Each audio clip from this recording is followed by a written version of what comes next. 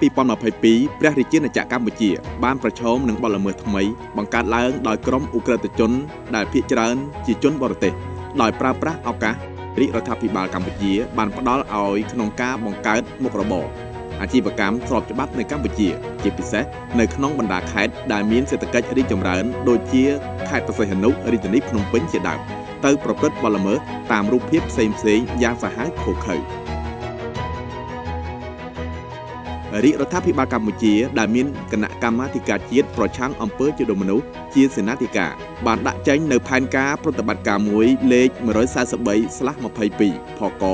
ស្ដីពីការបង្កើនការបង្ក្រាបអំពើជាមនុស្សគ្រប់ទម្រង់ការជួញដូរពលកម្មនិងអាជីវកម្មផ្លូវភេទចុះថ្ងៃទី 22 ខែសីហា ឆ្នាំ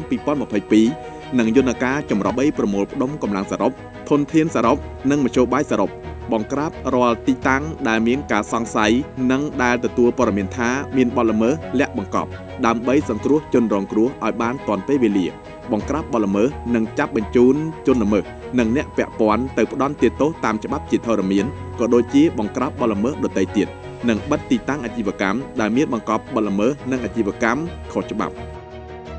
សម្ដេចក្រឡាហោម ស ខេង ឧបនាយករដ្ឋមន្ត្រីរដ្ឋមន្ត្រីក្រសួងមហាផ្ទៃនិងជាប្រធានគណៈកម្មាធិការជាតិប្រឆាំងអំពើជាមនុស្សបានបើកឱកាសឲ្យជនរងគ្រោះឬគ្រួសារឬស្ថានតំណាងនៃបណ្ដាប្រទេសទាំងឡាយផ្ដល់ព័ត៌មានអំពីជនរងគ្រោះទីតាំងនិងជនល្មើសតាមរយៈគេហទំព័រ Facebook ផ្ទាល់របស់សម្ដេចនិងរបស់អគ្គស្នងការដ្ឋាននគរបាលជាតិឬរបស់អគ្គនាយកដ្ឋានអន្តរប្រវេសន៍ក៏ដូចជាប្រព័ន្ធទូរស័ព្ទទាន់ហេតុការណ៍របស់អគ្គស្នងការដ្ឋាននគរបាលជាតិផងដែរសម្ដេចក្រឡាហោមបានដាក់បទបញ្ជាយ៉ាងម៉ឺងម៉ាត់ដល់គ្រប់សមត្ថកិច្ចស្ថាប័ននិងអាជ្ញាធរពាក់ព័ន្ធឲ្យរួមគ្នាទទួលខុសត្រូវចំពោះជោគវាសនាប្រទេសជាតិប្រកបដោយការទទួលខុសត្រូវនិងមិនអនុញ្ញាតឲ្យឧក្រិដ្ឋជនប្រើប្រាស់ទឹកដីកម្ពុជាដើម្បីប្រព្រឹត្តបទល្មើសបំផ្លាញសន្តិសុខសុវត្ថិភាពរបស់ប្រជាពលរដ្ឋកម្ពុជានិងភ្ញៀវបរទេសនៅលើទឹកដីកម្ពុជានិងការអភិវឌ្ឍជាតិដែលកំពុងតែមានសន្ទុះរីកចម្រើនគួរឲ្យកត់សម្គាល់ឡើយរដ្ឋាភិបាលយើងចាប់ផ្ដើមធ្វើការបង្ក្រាបចាក៏ដូចជាបោះសម្អាតចានៅបទល្មើសទាំងនោះដើម្បីទុកឲ្យប្រជាណាចក្រកម្ពុជាคล้ายទៅជាតំបន់ដែលមានសុវត្ថិភាពសម្រាប់មនុស្សគ្រប់រូបដែលមិនមែនតែប្រជាជនកម្ពុជាទេសូម្បីតែជនបរទេសចាដែលបានចូលមករកស៊ីដោយស្របច្បាប់នៅកម្ពុជាចាក៏ដូចជាអ្នកទេសចរឬអ្នកដែលកំពុងតែធ្វើការងារចាដោយជួយទៅដល់គេហៅថាផ្នែកសេដ្ឋកិច្ចចាក៏ដូចជាសង្គមនៅកម្ពុជាហ្នឹងគឺគាត់មានអារម្មណ៍សុវត្ថិភាពហើយនឹងបានរស់នៅនឹងធ្វើការងារដោយរីករាយចាដោយសារតែមានជំងឺ Covid-19 ផ្ទុះឡើងនាំឲ្យការបើកហាងលក់ដូររបស់ខ្ញុំលក់អត់ដាច់ខ្ញុំបានចូលធ្វើការនៅសន្តាគារមួយកន្លែងហើយបានឆែកមើល website ក៏បានឃើញគេតាក់ទងរកការងារធ្វើខ្ញុំក៏បានចូលទៅធ្វើការដោយអត់ដឹងថាកន្លែងហ្នឹងជាកន្លែងគេធ្វើបាបទេនេះជាស្នាមដោយសារគេបានដាក់ខ្នោះធ្វើបាបដោយឆក់លើរាងកាយខ្ញុំសូមអរគុណដែលបានជួយឲ្យខ្ញុំមានសេរីភាពឡើងវិញ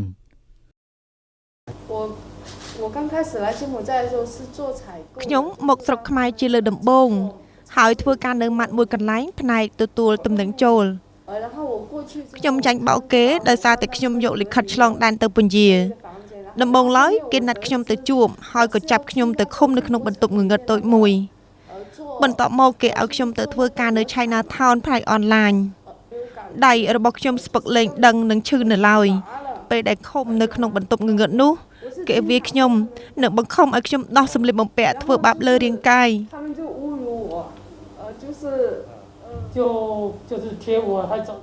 នៅក្រុមហ៊ុននោះគេឲ្យខ្ញុំធ្វើការឆក់បោកជនជាតិចិនដូចគ្នាដែលធ្វើការងារនៅស្រុកខ្មែរ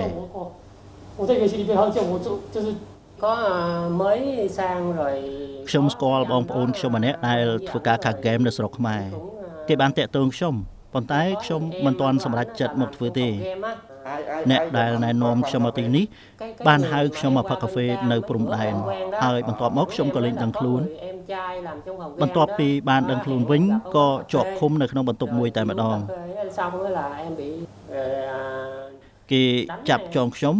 ហើយវាយឲ្យខ្ញុំយំនិងបានថតវីដេអូផ្ញើទៅគ្រួសារខ្ញុំដើម្បីទារលុយពេលនេះខ្ញុំត្រេកអរនិងអរគុណខ្លាំងណាស់ដែលរដ្ឋាភិបាលកម្ពុជាបានជួយខ្ញុំចេញពីការចាប់ចម្រិតនោះជនជាតិចិនម្នាក់ដែលខ្ញុំស្គាល់បានណាត់ខ្ញុំទៅដើរលេងខែប្រសេនុហើយសន្យាថាស្អែកមកវិញនៅពេលទៅដល់ក៏មានជនជាតិចិនម្នាក់ទៀតបានចាប់ខ្ញុំនៅទីនោះគេឲ្យខ្ញុំធ្វើការឆោបបោកគេធ្វើការមិនបានយូរប៉ុន្មានថាកែជេរនឹងវាយទាំងខ្ញុំនិងអ្នករួមការងារត្រូវគេធ្វើបាបរាល់ថ្ងៃស្លាកស្នាមទាំងនេះលេងឈឺហើយដោយសារការធ្វើទារុណកម្មថ្ងៃមួយខ្ញុំភ័យណាស់នៅពេលក្រុមហ៊ុនរៀបចំយកឡានមកដឹកពួកខ្ញុំចេញប៉ុន្តែនៅពេលចូលឡានក៏បានឃើញសមត្ថកិច្ចទៅដល់ខ្ញុំពិតជាត្រេកអរយ៉ាងខ្លាំងខ្ញុំមានអារម្មណ៍ថាខ្ញុំមានសេរីភាពវិញនិងបានវិលទៅស្រុកកំណើតវិញហើយហើយយើងឃើញថាការប្រមូលផ្ដុំចានៅជនបរទេសដើម្បីត្រៀមខ្លួនចាសម្រាប់ការដោះស្រាយតាមនីតិវិធីនៅពេលនោះគឺមានមួយចំនួនគឺចាំបាច់ដែលយើងត្រូវរៀបចំឯកសារបែបបទនីតិវិធីផ្សេងៗដើម្បីឲ្យគាត់បានធ្វើការវិលត្រឡប់ទៅកាន់មាតុភូមិវិញប្រកបដោយសុវត្ថិភាពដោយយើងធ្វើសហការយ៉ាងជិតស្និទ្ធជាមួយនឹងស្ថានទូតចាហើយបន្តមកទៀតគឺមានក្រុមជនមួយចំនួនដែលយើងត្រូវធ្វើការបណ្ដឹងចេញចាពីព្រោះគាត់មកអនុវត្តច្បាប់ខុសនឹងច្បាប់អន្តរប្រវេសន៍ក៏ដូចជាច្បាប់ការងារនៅកម្ពុជាហើយចំពោះជនរងគ្រោះគឺយើងបានផ្ដល់នៅកិច្ចការពារដោយផ្ដល់នៅសេវាមួយចំនួនដូចជាការផ្ដល់នៅសេវាសុខភាពចាមានការពិនិត្យព្យាបាលសុខភាពចាការផ្ដល់នៅអាហារទីកន្លែងស្នាក់នៅដែលអ្វីត្បិតតែមានការតូចចង្អៀតប៉ុន្តែយើងដឹងហើយថាក្នុងដំណាក់កាលដែលយើងធ្វើប្រតិបត្តិការនេះគឺយើងប្រមូលបានជនដែលនៅក្នុងទីតាំងដែលមិនមានសុវត្ថិភាពនឹងច្រើនចាប៉ុន្តែទោះបីយ៉ាងណាគាត់នៅតែសម្ដែងនៅអារម្មណ៍មួយថាគាត់សប្បាយចិត្តចាពីព្រោះនៅទីតាំងជាមួយនឹងសមត្ថកិច្ចគឺគាត់មានអារម្មណ៍ថាមានសុវត្ថិភាពចាមិនមែនដូចជានៅទីតាំងរបស់អ ுக ្រិតជនទេចាសរុបសេចក្តីមកប្រតិបត្តិការនេះបានផ្ដល់នូវសារៈសំខាន់យ៉ាងខ្លាំងដល់ការរកឃើញនៅប្រភេទបទល្មើសទម្រង់ថ្មីដែលបាននឹងកំពុងបង្កើតឡើងដោយអ ுக ្រិតជននៅកម្ពុជានិងបង្ហាញថាគឺជាបទល្មើសដែលប្រើប្រាស់ប្រព័ន្ធបច្ចេកវិទ្យាព័ត៌មានទំនើបឆបោកនិងបង្ខិតបង្ខំជនរងគ្រោះយ៉ាងឃោរឃៅហើយមានបណ្ដាញនៅរាយប៉ាយតាមបណ្ដាប្រទេសក្នុងតំបន់និងនៅក្នុងពិភពលោក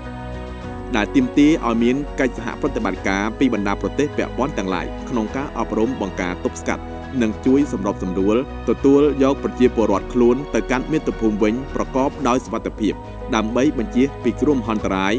ដែលបង្កឡើងដោយអ ுக ្រិតជននៃបទល្មើសដ៏សាហាវឃោរឃៅនេះសូមកុំយកកម្ពុជាជាគោលដៅប្រព្រឹត្តបទល្មើសជួញដូរមនុស្សនិងឧក្រិដ្ឋកម្មដទៃទៀត